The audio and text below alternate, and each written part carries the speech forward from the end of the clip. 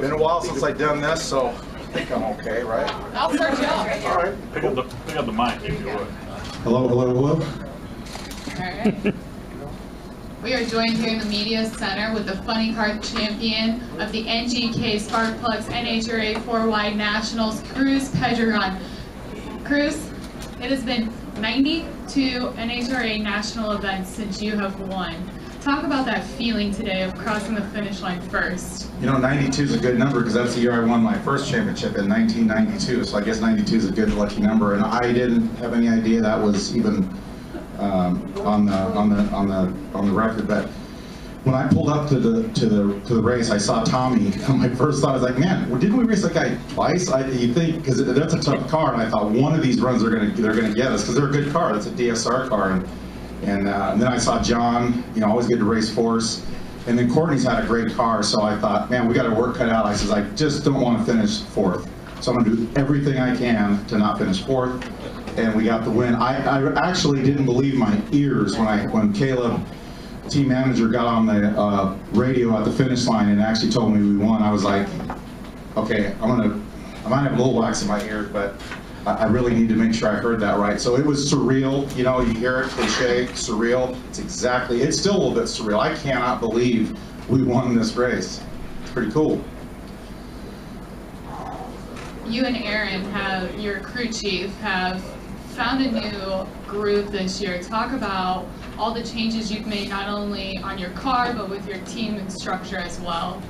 Well, when I signed with Snap-on in 2010, I had a team that everybody left me, all the crew chief. I had nothing, and Snap-on came on board and sponsored me that year. And within a year, we were winning races. I was tuning the car, but my plate was full. We had something that no one else had. We had, you know, we just had it going on. And then in 14, we started to win less races, and in 15. We hit the wall, and there was some technology going on in Funny Car that we weren't privy to, and we fell behind as a team, personnel-wise. So I had to regroup, reload, as they say. I went and hired Aaron, as you say, Aaron Brooks, who was the Lucas Dragster crew chief, a young guy that's hungry, that's very dedicated, and a lot like me in a way.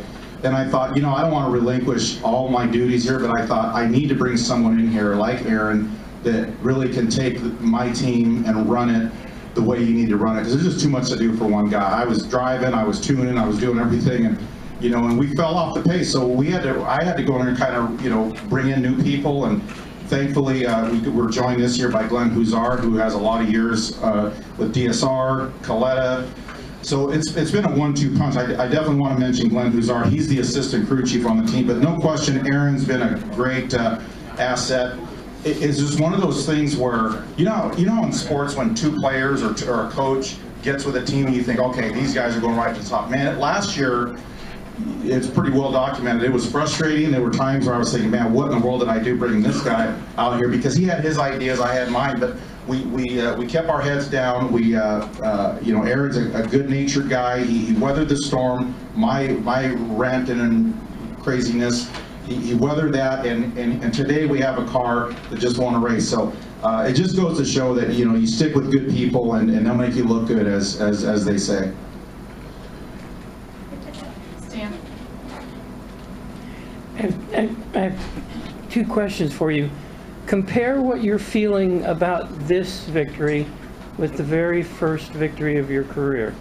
Man, this one ranks right up there, because believe it or not, I was thinking, man, maybe I'm destined to really not win again and just really be like you know, part of my personality, my makeup, hey, I don't want to do this unless I'm competitive. I don't have to be out here racing. It's a lot of work. It's a lot of stress. I have a daughter that's 7. Travel's tough. And what motivates me is having a good running car that people respect. And so for me, it's like going back, like you said, it's like going back, like my first win, because I kind of restructured things more like a regular team runs, you know, with personnel, you know, and as much as I tried to do everything myself, really, and it's hard to hire people that are really good when you're a single car team.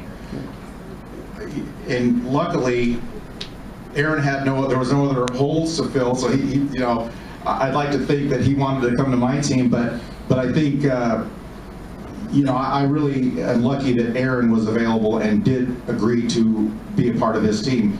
Same thing with Steve Torrance. You just mentioned him earlier. He's been really a model and really a team that I've looked at, believe it or not, as a car that, in a team that, you know, you can be a single independent car with no attachments to the big teams. And if you hire the right people and you have the funding, you know, that's one of the best dragsters of the last 5 years, Steve Torrance. And so I really applaud him, and really I look at guys like that and the way they run their operation, he and his dad, and I take notes. Finally, from me, I know your schedule is tight when you win something like that, but have you had a moment to talk to your family yet? I have not. You know, my daughter, I thought about my daughter. Actually, I had my girlfriend Melissa get my phone, but you know, it was such a hurricane of events. You know, we get out of the car, the camera's there, and we're hugging people. It's just, this might mess around and be the best, sweetest victory of my career. And I've won almost 40 of these in alcohol, dragsters, funny cars. I've been fortunate to drive some good cars. I've won a lot of races, but this one here this one's big, man. It's huge. Thank you. Thank you. Cruz, I got 2 questions for you. First, well, it seems this has come out of the blue, but you've been qualifying in the top half of the field virtually every race this year. Yeah, you know, our performance really has been a lot better than we've shown. And the pressure that I was feeling is like, man, even though the car's on the upward swing, the needle, like what's the cliche is, the needle's pointing up, and man, we're there. You know, we're still like 11th in points and falling, and the 10th place guys are moving away. So with all the good feeling I had as far as the car's performance coming around, being more consistent, qualifying in the top half, we still didn't have anything to show for it. So when we won first round, I was like, oh man, at least we got the first round. And then the next round, we're like, man, you know. And then it did cross my mind. That, you know, we have a chance. We have a chance. I wasn't too overconfident. And then it was delays, but you know, it was really meant a lot to me that our competitors, John Force and Courtney, came up to me and congratulated me, because John, hey, say what you want about John, but I've raced with him longer than any other competitor out here, and John has always been a class act to me. He's always, you know, I remember laying in the gurney getting ready to going to the Burn Center, and he gave me his medallion, he gave me his hat, so it really means a lot to me. Hey, 16-time champ John Force, and you know, just as an honor to race with them, and you know, and come out on top. And the other one is, can you talk about how competitive Funny Car is this year? Yeah, I think you said it best, John. There was the fifth different Funny Car winner this year. What, 6 races? 5. Yeah. Think about that. 5. That's a really a great accomplishment. Actually, I saw J.R. Todd this morning, and I congratulated him. You know, his driver intros, and I'm not too proud. You know, hey, I give credit where credit's due, and so I congratulated them. They're a fellow Toyota team, as you know, J.R. Todd, the DHL car. But you know, for me, it just shows that, hey, the DSR and the John Force cars don't have all the answers. You know, we can stick our nose in there and mix things up with them. So yeah, it's a great feeling. Questions from the media? Actually, can I say one other thing? We have a DSR chassis. The chassis that we have, this is the second race on a DSR. DSR is in Don Schumacher Racing. They sold us Tommy's car, Tommy Johnson's car. They stripped their car. Listen to this story. Okay. They stripped their car. This is in the wintertime. And their regular car. So they had a new car on the jig. It's coming together. So I called Don. I'm good friends with Don Schumacher. I said, Don, I need a chassis. Don will sell anything.